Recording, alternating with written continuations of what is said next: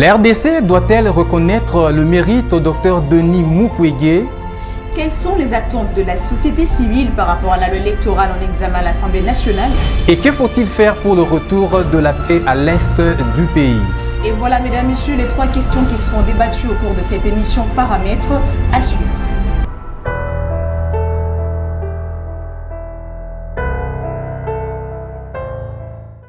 Bon nombre des Congolais, y compris les acteurs de la société civile en RDC, élèvent la voix et demandent à ce que le gouvernement puisse reconnaître le mérite du docteur Denis Mukwege. Mais quels sont ses mérites? Qu'est-ce qu'il a fait pour la nation? Nous en parlons à travers ce nouveau numéro de votre magazine Paramètres. Et dans le cadre de ce numéro, nous parlerons également des perspectives de la société civile en vue des prochaines élections prévues en 2023. Mesdames et messieurs, bonjour à vous et surtout merci de nous être fidèles pour nous regarder. Alors je m'en vais tourner du côté de ma co-présentatrice Emeline Kambidio pour la saluer chaleureusement. Emeline, bonjour. Bonjour Nico, bonjour très chers téléspectateurs de cette émission Paramètres, mesdames, messieurs. Nous avons le réel plaisir de recevoir sur ce plateau pour ce nouveau numéro Maître Patient Bachombe. Je rappelle, il est le coordonnateur de la dynamique communautaire pour la cohésion sociale et le développement, à qui nous disons bonjour. Bonjour madame, merci pour l'invitation. Et merci à vous d'avoir répondu. Je vous en prie, c'est un grand honneur aussi pour moi. Alors d'entrée de jeu, maître, vous êtes sans ignorer que le gouvernement congolais a décerné des passeports diplomatiques à plusieurs personnalités, notamment Jean-Claude Van Damme. D'abord, votre commentaire par rapport à cela? Ben, écoutez, je crois que c'est quand même intéressant. La question a intéressé plusieurs personnes au courant de la semaine.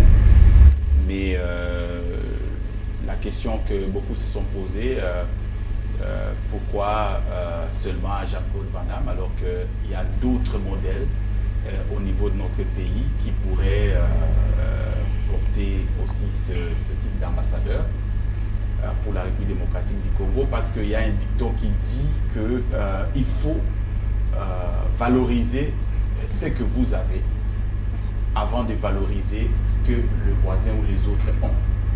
Et c'est là que nous pensons qu'il faut valoriser nos modèles, d'abord au niveau interne, et c'est ce qui permettra à ce que les autres nous considèrent, nous donnent, n'est-ce pas, le caractère sérieux dans ce que nous faisons.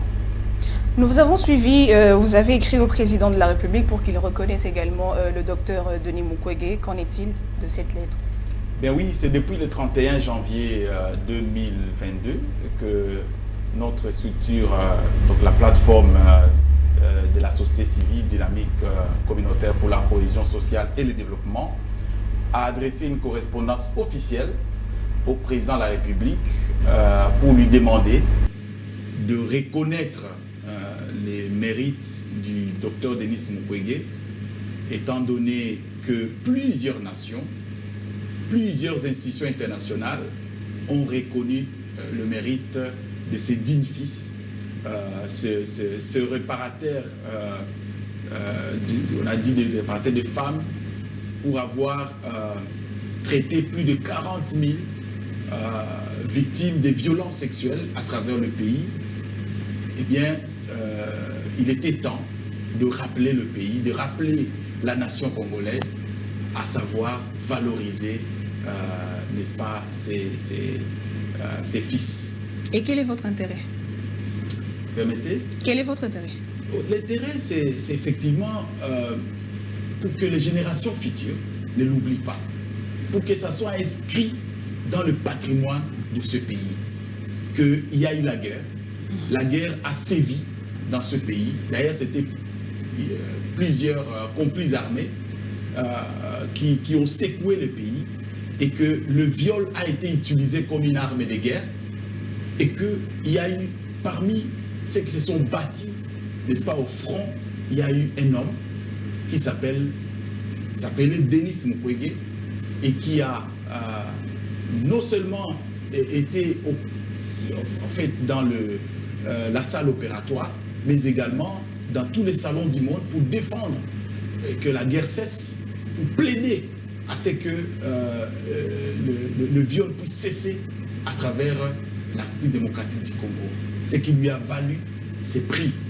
Et vous vous en doutez, il est le seul prix Nobel de la paix, non seulement dans notre pays, mais également dans toute la région, ici, le Grand Lac. Et quoi de plus normal que l'État puisse enfin accepter de reconnaître ce mérite. Alors, beaucoup de gens se posent la question, pourquoi on ne les reconnaît pas? Pourquoi en France, on les reconnaît? Aux États-Unis, dans tous les États du monde, quand vous voyagez, pour les Congolais qui voyagent partout, quand vous dites, vous venez de la République démocratique du Congo, vous dites, ah, vous êtes dans le même pays que le docteur Mukwege. C'est une référence aujourd'hui. Bon, maître, on va revenir sur cette question. On va revenir sur cette question de reconnaissance. Mais moi, j'aimerais vraiment que vous lui puissiez le présenter comme il se doit. Parce que même des Congolais ne connaissent pas, au fait, ce qui est Denis Mukwege. Qui est-il? Quelle lecture faites-vous globalement de la personne de Denis Mukwege? Merci pour la question. Je ne peux pas dire que je connais à fond le docteur Mukwege, mais pour le peu que je le connaisse, parce que quand j'étais jeune avocat, j'ai eu à travailler pour le compte de l'hôpital de Panzi. Je travaillais pour accompagner judiciairement quelques femmes victimes de violences sexuelles devant les instances judiciaires. C'est à ce moment que j'ai connu cet homme. J'ai vu comment il s'est battu et j'ai adhéré à son combat. J'ai compris qu'il y a des hommes qui se sacrifient pour les autres à travers l'humanité. Il est gynécologue. Je crois qu'il a étudié en France. Mais il a eu plusieurs sollicitations pour travailler en France. Il a décliné ses offres pour rentrer au pays parce qu'il y avait encore des femmes qui mouraient à cause de l'accouchement au pays.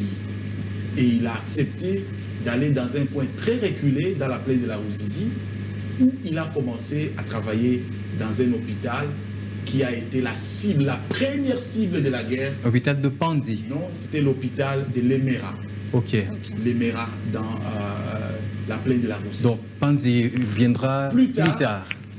Eh bien, cet hôpital a été la cible de la guerre de 1996 par l'entrée des troupes de l'AFDEL.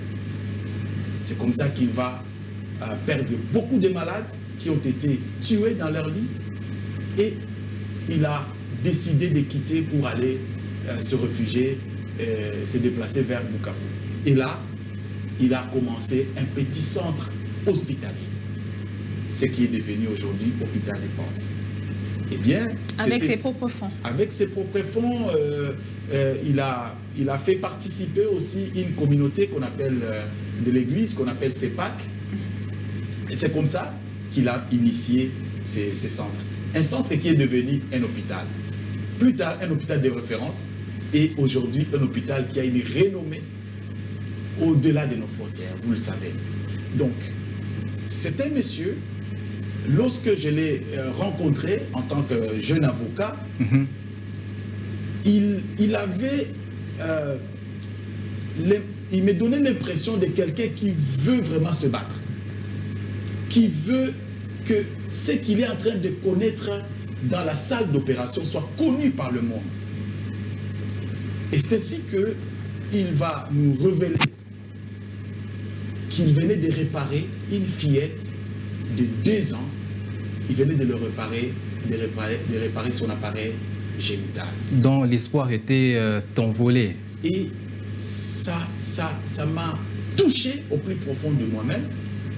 Et j'ai compris à quel niveau cet homme était prêt vraiment à se battre et à sauver des vies humaines, surtout des femmes et des enfants, et même de certains hommes qui étaient violés. Mais personne n'en parlait à haute voix. C'est à ce moment qu'il va se lever pour commencer à en parler devant des grands salons, des grandes instances. Et voilà, il a obtenu certains prix. Mais lui, au départ, et même maintenant, les prix ne lui disaient rien que travailler sur les causes de de la guerre, les causes de l'insécurité qui faisaient à ce que les femmes soient violées. Parce que, vous savez, la guerre sévit dans notre pays, c'est tout simplement pour le pillage. C'est pour piller les ressources naturelles de notre pays. Et donc la femme est la première qui peine ou qui est la première victime de cette guerre. Alors, nous avons essayé de travailler au niveau de l'hôpital des Panzi et de la fondation Panzi. Et j'ai compris qu'en lui, il avait vraiment une conviction pour le changement. En tant que défenseur des droits de l'homme, il venait d'obtenir un prix des droits de l'homme et il va rassembler quelques défenseurs des droits de l'homme, moi y compris. Et c'est pourquoi je dis que nous portons ces combats de la défense des droits de l'homme et qu'il n'y a plus qu'un seul Mukwege. Il y a plusieurs Mukwege, dont nous. Donc il y a plusieurs aujourd'hui, il y a plusieurs Mukwege, dont nous, qui portons ces combats. Et raison pour laquelle nous pensons que honorer ce combat, ça serait quand même honorer toutes ces victimes qui ont été réparées, mais aussi les défenseurs des droits de l'homme qui ont adhéré à ce combat de justice pour tous ces faits, tous ces crimes qui ont été commis dans notre pays. Alors, en parcourant la région, on se rend compte que la région ne dispose que d'un seul prix Nobel qui est Mukwege et qui est aussi congolais. Comment ça vous fait intérieurement? Qu'est-ce que ça vous fait intérieurement? C'est une fierté. C'est une fierté que le monde ait reconnu un combat qui a été mené au risque et au sacrifice, en tout cas de plusieurs personnes, mais particulièrement du docteur Mukwege. Vous allez vous rappeler qu'en 2012, sa vie a été attentée, et c'est pas une seule fois, plusieurs fois, mais il n'a pas arrêté de continuer à parler pour que la paix revienne dans le pays, la paix revienne à l'Est. Il a même proposé plusieurs fois de plans de sortie de crise. Et je peux vous dire, il a influencé plusieurs fois quelques décisions au niveau du Conseil de sécurité des Nations Unies. Aujourd'hui, si nous avons même la cocade d'Addis Abeba, il y est pour quelque chose. Et plusieurs décisions au niveau international, il a eu à influencer pour que la paix revienne.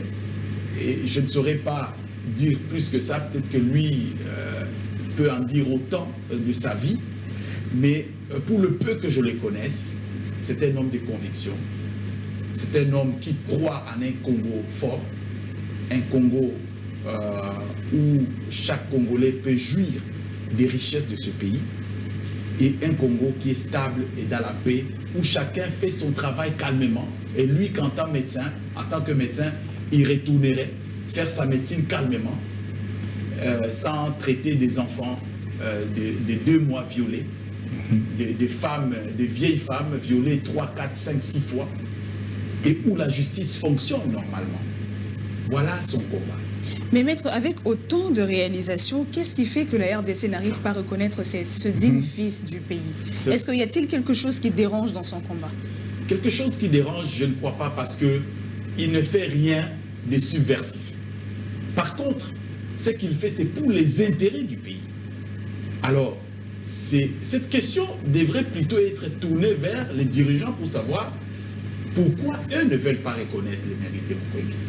En tout cas, à ce que je sache, dans notre pays, malheureusement, on reconnaît les valeurs des gens quand ils ne sont plus. Vous entendrez des gens à titre posthume. À titre posthume. Non, non, non, non. Nous n'avons pas besoin des héros morts.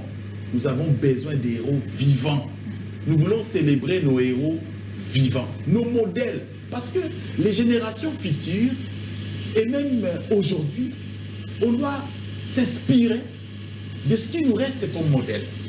Parce que nous ne devons pas tourner, nous ne devons pas ergoter sans avoir des modèles qui nous inspirent et qui font à ce que nous puissions, n'est-ce pas, changer notre société. Raison pour laquelle nous avons adressé cette correspondance Et je sais qu'il y a beaucoup de Congolais qui voudraient que le docteur Mukwege soit primé, reconnu officiellement par son pays. Imaginez-vous, la France l'a primé plus de 4-5 fois. Plusieurs universités, que ce soit à Harvard, que ce soit partout.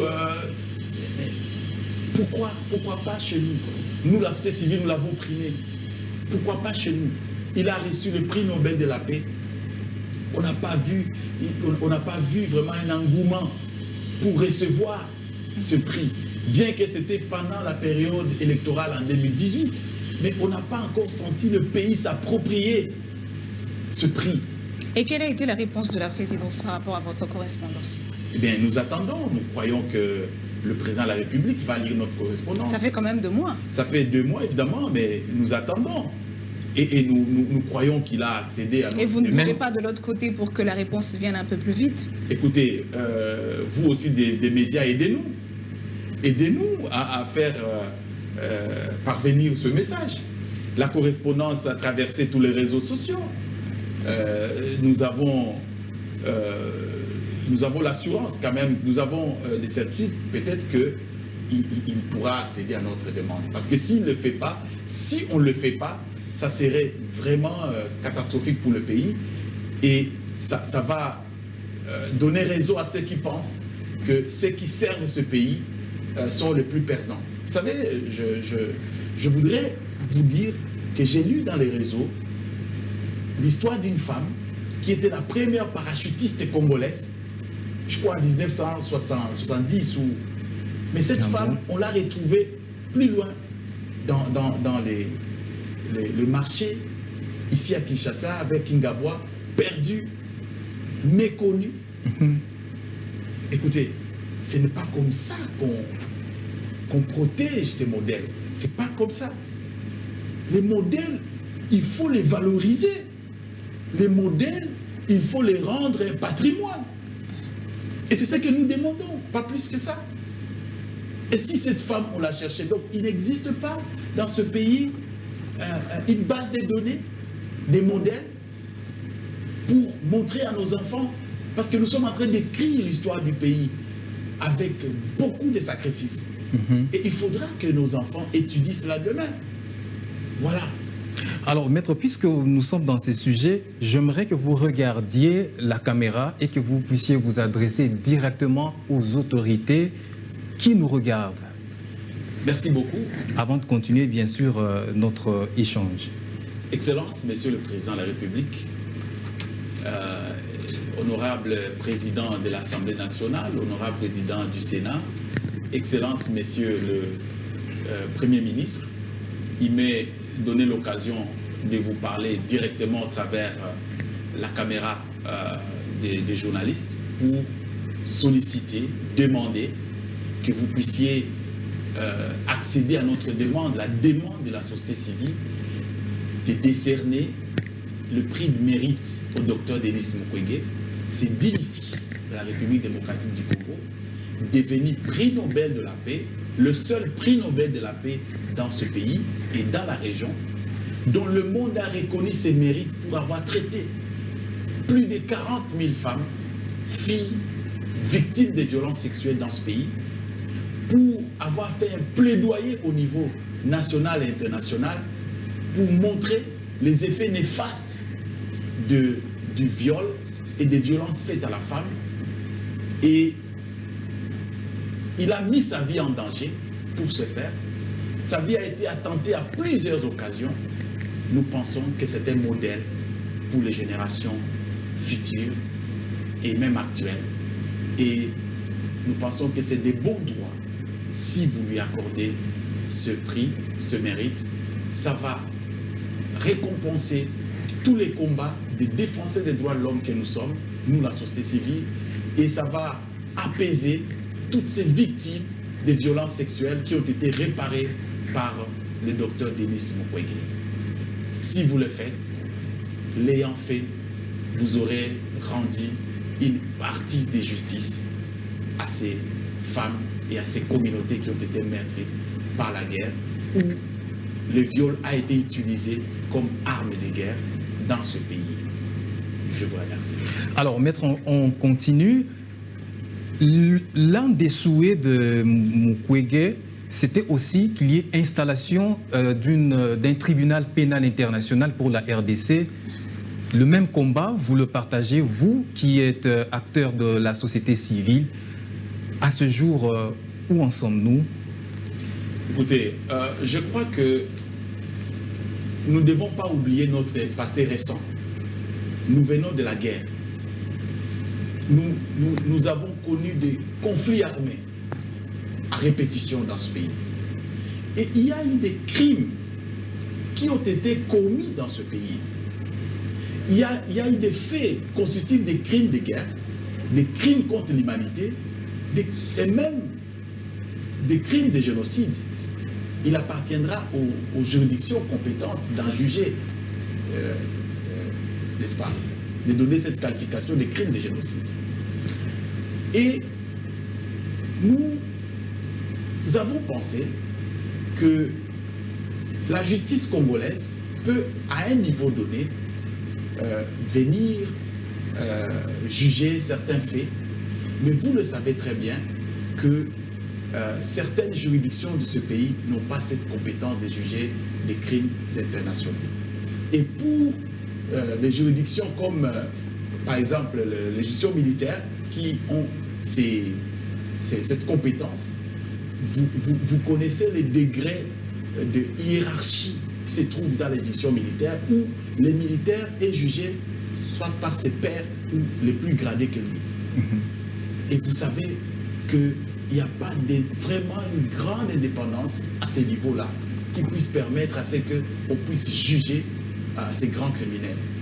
Mais aussi, c'est les commanditaires de ces crimes qui peuvent être au pays ou ailleurs, ou dans les pays étrangers, même des pays voisins.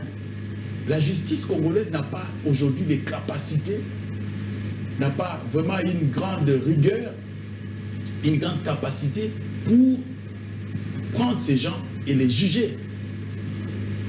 Raison pour laquelle nous avons estimé qu'il était opportun de pouvoir mettre en place une juridiction beaucoup plus indépendante. Que des juridictions nationales. Oui, une juridiction beaucoup plus indépendante, comme on l'a fait au Rwanda, par exemple. Au Rwanda, il y a eu génocide. Et aujourd'hui, s'il y a la paix au Rwanda, c'est parce qu'il y a eu un tribunal pénal international qui a jugé les criminels. Et si on veut qu'on soit stable, nous avons dit qu'il faut copier les modèles.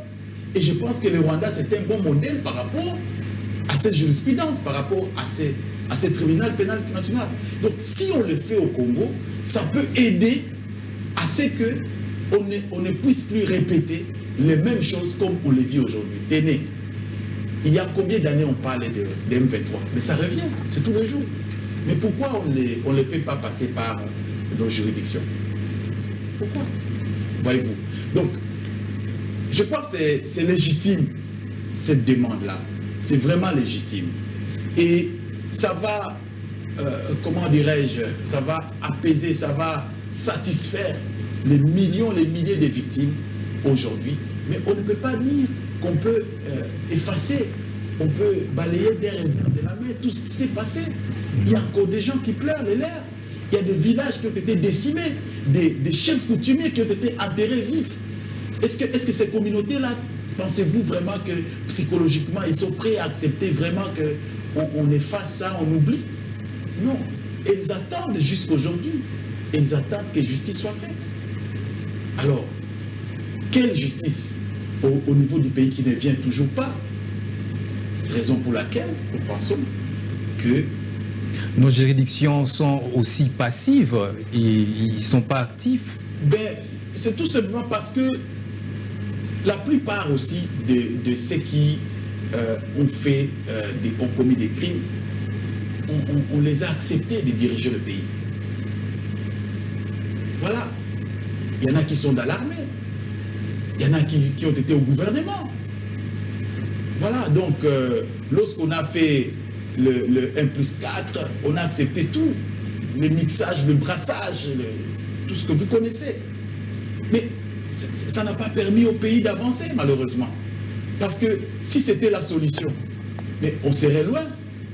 Mais regardez, toutes les défections qui se font, c'est généralement avec ceux qui avaient pris l'arme contre le pays. Mais on doit apprendre que celui qui prend l'arme contre le pays, c'est un rebelle. Et la rébellion, c'est une infraction. Maître, parlons de l'insécurité à l'est du pays. Voilà. Il y a le M23 qui réapparaît en plein état de siège. Est-ce que l'état de siège, aujourd'hui, on peut dire, il vaut son pesant d'or?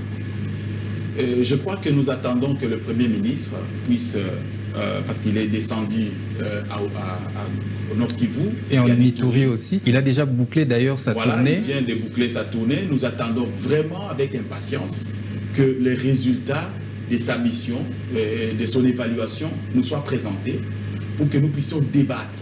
Parce que nous voulons débattre sur base des faits, une évaluation vraiment réalisée sur base de certains standards, sur base de certains principes. Alors, nous aurions pensé, ou au départ, lorsque l'état de siège a été proclamé, nous pensions que ça n'allait pas durer plus de 3 mois. Mais du fait que ça traîne, je pense que ça, c'est un indicateur qu'il y a des problèmes. Que le président lui-même, quand il quittait Goma dans sa mission, il disait qu'il y a des magouilles dans l'armée. C'est une expression qu'il a utilisée. Des magouilles. Et c'est difficile qu'on vienne à bout. J'espère, parce que je suis en train de voir comment les militaires se battent, et nous sommes derrière nos vaillants militaires qui se battent au front pour défendre le pays. Mais parce qu'on parle d'M23, je pense qu'il faut que le pays puisse s'affirmer en évitant de donner à tous les rebelles, tous ceux qui prennent les armes contre le pays, à leur donner des avantages pour entrer dans l'armée, pour intégrer la police, pour devenir je ne sais pas qui. Je crois que c'est ce qu'on doit. On doit arrêter cette cycle-là. On doit arrêter ça. Il doit être connu que dans ce pays, celui qui prend l'arme contre l'État, contre le Congo, c'est un rebelle et c'est une infraction. C'est clair. Il n'y a pas à négocier. Il n'y a pas à négocier. Donc, chacun qui prend l'arme, on va négocier. Non, il faut le mettre hors état de nuit. Donc, celui qui a commis un crime aujourd'hui peut également récidiver demain. C'est ça le problème. Et ça ne fait que durer, malheureusement. Ça ne fait que durer, malheureusement. Et quel est le combat de la société civile? Le combat de la société civile aujourd'hui, c'est qu'on doit établir des relations de coopération avec les États voisins, des coopérations, pas vraiment d'intégration, mais des coopérations. C'est-à-dire tous les contrats, toutes les, comment on les appelle, toutes les conventions qu'on traite avec les États, il faut les rendre publiques. Ça ne doit pas être des secrets d'État. Quand notre pays, la République démocratique du Congo, traite avec le Rwanda, mais cette convention-là, qui la connaît? Quand on traite avec le Burundi, avec l'Ouganda, nous voulions qu'aujourd'hui le Rwanda nous dise qu'est-ce qu'il nous réclame. Nous voudrions quand même qu'autour d'une table, l'Ouganda nous dise qu'est-ce qu'il nous réclame. Et dans une certaine mesure, le Burundi qui nous dise qu'est-ce qu'il nous réclame autour d'une table. Et que l'on ne puisse pas rester dans des accords un peu secrets. C'est là qu'il y a des suspicions. C'est là que la société civile dit non, nous devons savoir parce que on le fait pour les Congolais d'aujourd'hui et les Congolais à venir. Pour les 30, 40, 50, 60 prochaines années. Voilà les combats de la société civile. Nous nous battons pour que la paix revienne au pays. Mais il faut, pour amener la paix, il faut traiter à partir des causes. Pas seulement les effets, mais à partir des causes. Voilà ce que nous avons estimé. Et d'ailleurs, parce que vous avez posé la question, il s'agit ici de considérer la primauté des accords multilatéraux en lieu et place des accords bilatéraux. Au lieu de traiter comme ça des intérêts directs avec chaque État, il fallait d'abord valoriser les accords que nous avons au niveau, n'est-ce pas, sous-régional. Par exemple, avec le Rwanda, avec le Burundi, nous avions la CPG, n'est-ce pas? Et nous avions des informations que l'Ouganda aussi aurait soumis sa demande d'adhésion. Il fallait agréer cette demande. Mais ce qui s'est fait aujourd'hui dans le cadre de l'intégration, nous craignons que ça soit contre-productif pour les Congos, plutôt que la coopération. Voilà le combat de la société civile. Le combat de la société civile, c'est aussi travailler pour que la cohésion revienne au sein des communautés au niveau de l'Est. Que la cohésion revienne au niveau non seulement de l'Est, mais dans toutes les provinces de notre pays, pour construire cette cohésion nationale, cette unité nationale qui nous manque d'ailleurs au pays.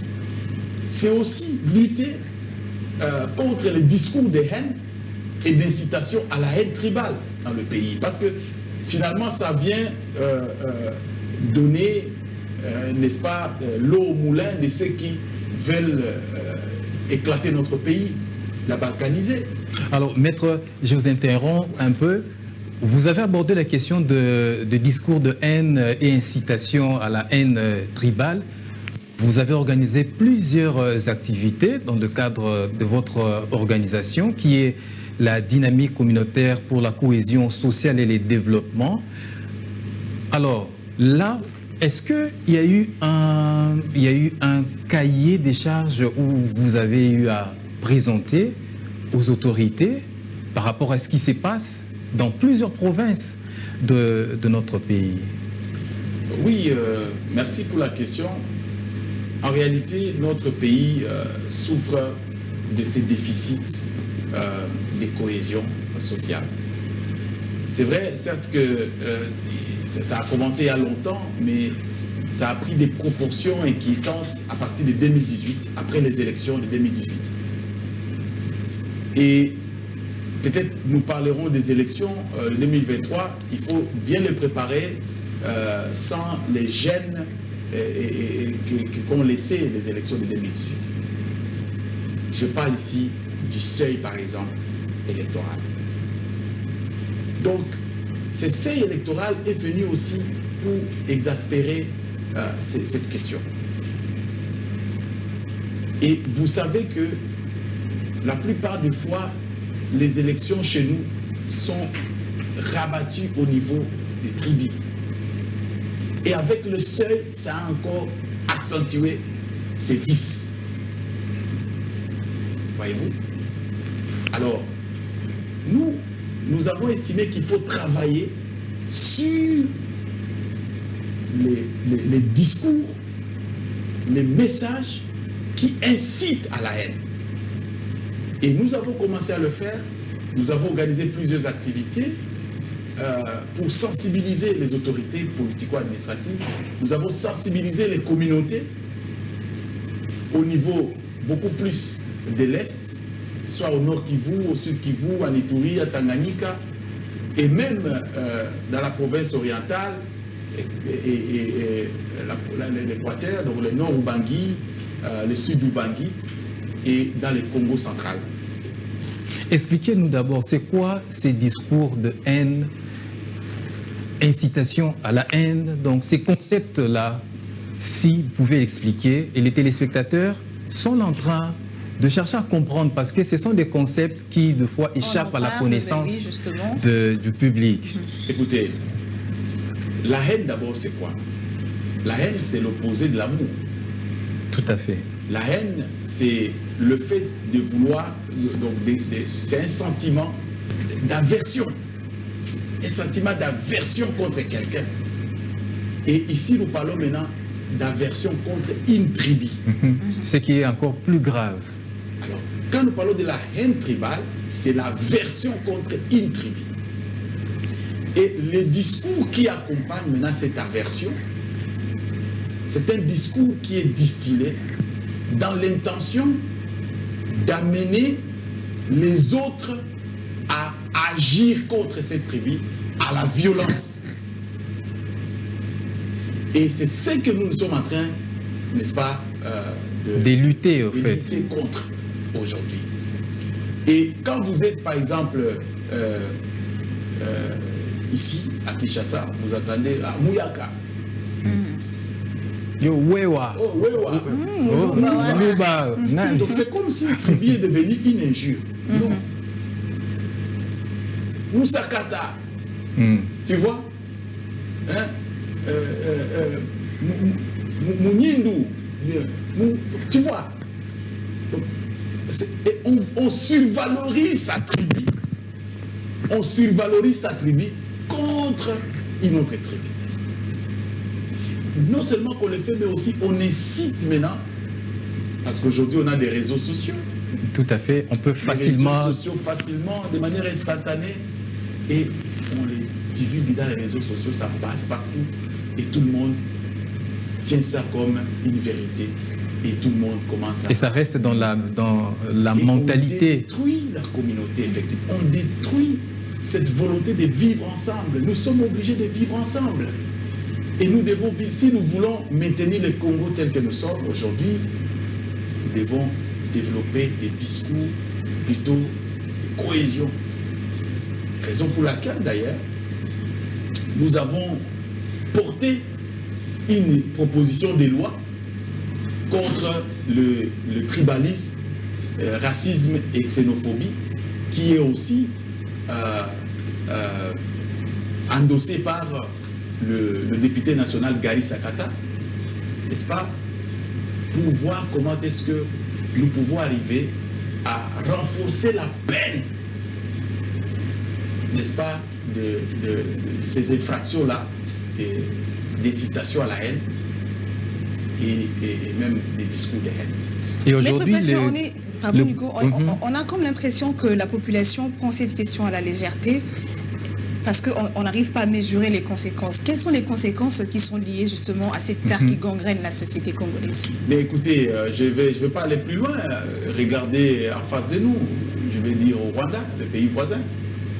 Et lorsque le génocide a commencé, ça a commencé comme ça. C'est-à-dire, on a traité des gens de cafards. Un exemple probant. Ouais, on a traité des gens de cafards et puis ça a suivi tout ce que vous connaissez comme génocide. En fait, ce sont des faits, des signaux, comment on les appelle, des signes avant-coureurs du génocide. Parce que si on s'en prend à une tribu ou à une ethnie et on commence à éliminer ou à éliminer une personne, même une seule personne, membre de cette tribu, du fait de son appartenance à cette tribu, voilà, sous réserve de la qualification du juge, ça s'appelle génocide. Si on a l'intention d'apurer ou d'éliminer ou d'éteindre cette tribu-là ou cette ethnie-là. Donc, voilà l'exemple que je donne, et c'est ça la crainte. La crainte, c'est que ça nous divise dans notre pays. La crainte, c'est que on ne soit pas, on n'ait plus ce Congo tel que nous l'avons aujourd'hui. La crainte, c'est qu'on nous divise. Sérieusement, c'est qu'on n'ait plus des institutions stables. On n'aura plus des institutions stables. La crainte, c'est que on se fasse la guerre entre nous. La guerre, c'est qu'on ne vit plus ensemble. Or, ce qui fait de nous le pays, ce qui fait de nous cette cohésion qu'il faut maintenir. Le vouloir de vivre ensemble. Tel est le combat de la dynamique communautaire pour la cohésion sociale, la DICODE, qui est une plateforme de la société civile qui se spécialise sur ces questions, ces thématiques. Parce que, au départ, à la genèse de ce pays, on n'était pas vraiment un peuple. On était plusieurs peuplades, on était des peuplades, des royaumes, des dynasties, royaume Luba, Kuba. Nous avons été à l'école pour faire l'histoire, vous allez vous rappeler, et presque chaque chefferie était un royaume. Mais lorsqu'on a mis le Congo tel qu'il est aujourd'hui, on a dit, bon, mettons en place une zone de libre-échange, voyez-vous, Et donc, c'est à nous les Congolais de travailler pour devenir véritablement un peuple avec les mêmes valeurs. Voilà, maître, en chute déjà, mais parlons des élections de 2023. Quelles sont les perspectives de la société civile? Les perspectives de la société civile, c'est que d'abord, on est très regardant par rapport au débat à l'Assemblée nationale en ce qui concerne la loi électorale, parce que la société civile avait organisé des consultations et des journées, n'est-ce pas, électorales, des JONAREF en 2020, et nous avons produit ce qu'on a appelé un référentiel, n'est-ce pas, de réforme. Et nous sommes en train de faire le plaidoyer pour que ce référentiel soit vraiment pris en compte. Et aujourd'hui, avec une autre plateforme de jeunes, IJCC, nous sommes en train de travailler avec toutes les dynamiques des jeunes pour que l'on tienne compte, n'est-ce pas, de la participation des jeunes dans les instances de prise de décision, c'est-à-dire à travers les élections. Et d'ailleurs, je vous donne l'information, d'ici le lundi, donc le lundi prochain, le lundi 18, les jeunes vont déposer leurs propositions au niveau de l'Assemblée nationale. Mais parce que vous parlez des perspectives, il y a un constat qui s'est fait de plus en plus dans ce pays. Et je voudrais vraiment que tous les Congolais notent cela. C'est que la classe ou la dynamique politique actuelle est en train de montrer ses limites. Comment? En fait, c'est par rapport aux aspirations des communautés. C'est par rapport aux aspirations du peuple. On a comme l'impression que les gens se battent beaucoup plus pour les positionnements. Les dirigeants, les députés, voilà, les dirigeants se battent pour des positionnements et avec ce principe d'autorité morale. Nous avons toujours au détriment de l'intérêt général. Oui, donc l'autorité morale, c'est-à-dire quelqu'un qui réfléchit en lieu et place de tout le monde. Ça n'existe pas dans la démocratie. Ça n'existe nulle part dans la démocratie. Donc, pour nous, avec ces formats et cette dynamique politique du pays, on ne peut pas attendre grand-chose. La société civile est également accusée d'avoir une obédience politique. Mais écoutez, je crois que la société civile doit se positionner. L'heure est venue pour la société civile de quitter ce que j'appelle l'hypocrisie, mais de se positionner dans ce que nous appelons la dynamique communautaire, afin de renverser le paradigme pour faire émerger un nouveau leadership qui peut diriger ce pays. Et nous pensons, comme perspective, que cette fois-ci, en 2023, la société civile va présenter des candidats à tous les niveaux, même à la présidence du pays. Et les communautés doivent s'assumer, doivent s'affirmer, et ça sera ainsi que les communautés peuvent arriver à faire grandir et exécuter leurs propres desiderata. Alors nous sommes arrivés à la fin, maître. Une dernière question. Quelles sont vos attentes par rapport à la loi électorale qui sera bientôt réformée à l'Assemblée nationale, dans une plénière qui est déjà attendue? La première, c'est qu'on casse le seuil. C'est clair. Pour nous, on doit casser le seuil. Pour permettre une grande représentativité. Absolument. On doit laisser les jeux démocratiques ouverts à tous ceux qui, n'est-ce pas, requièrent ou réunissent les conditions. Voyez-vous? Il ne faut pas laisser la direction du pays aux seules personnes nantis. C'est-à-dire seulement ceux qui ont des millions. Ça fait que les gens qui accèdent au pouvoir pensent qu'ils y vont pour s'accaparer des richesses. Non. Quand on va au pouvoir, c'est pour servir Voyez-vous? La deuxième chose, c'est qu'il faut diminuer sensiblement les cautions ou la caution. Il faut intégrer plus de femmes et de jeunes. Ça doit être clair. Les listes qui n'auront pas un pourcentage de jeunes et de femmes devraient être irrécevables. Mais des jeunes et des femmes qui sont capables. Absolument, absolument. Nous sommes de ceux qui défendent les valeurs, défendent les compétences. On ne va pas prendre des gens dans la rue, comme on le voit, non, c'est pas ça. Il faut éviter aussi que quelqu'un se présente en même temps comme député national et député provincial, et gouverneur, et sénateur, à la fois, la même personne. Et à côté de ça, il a sa femme, son fils comme suppléant, son beau-frère. De sorte que quand il quitte voilà, l'Assemblée nationale pour aller au gouvernement, c'est son fils qui entre là-bas. Mais écoutez, on ne construit pas une démocratie comme ça. Je pense qu'il y a des fondamentaux. Et malheureusement, les gens ne veulent pas aborder ces fondamentaux. Je ne voudrais pas que ce soit un débat complaisant. Je voudrais que ce soit un débat démocratique et que nous puissions nous inspirer des erreurs passées pour ne plus les commettre. Il faut éviter que les élections de 2023 soient une débat. Et nous ne voulons pas aussi, aujourd'hui, avec tout ce qui se raconte, qu'il y ait une révision constitutionnelle aujourd'hui. Voilà, Il ne faut pas toucher aux articles qui vont nous amener à la révision constitutionnelle. Des articles qui fâchent. Ah oui, ah oui. Pour la société civile, c'est ça.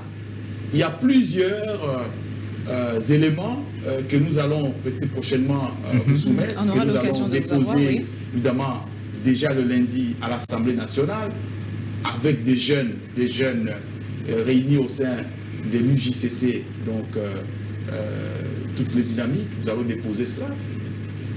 Et nous pensons que nous devons être écoutés. Parce que si on n'est pas écouté, on ne nous dira pas qu'on n'a pas crié sous le toit. C'était un plaisir, maître, de vous avoir sur ce plateau, madame, messieurs. Je rappelle la question sur la loi électorale, le combat de la société civile pour le retour de la paix, mais également la reconnaissance de la RDC à Denis Mukwege. Ce sont là des questions qui ont fait l'objet de cette émission qui a eu le privilège de recevoir pour vous Maître Patient Bachombe. Il est coordonnateur de la dynamique communautaire pour la cohésion sociale et le développement d'ICODE RDC en sigle. Maître, nous vous disons merci. Je vous remercie, madame. Et merci à vous, chers téléspectateurs, d'avoir été nombreux pour nous suivre.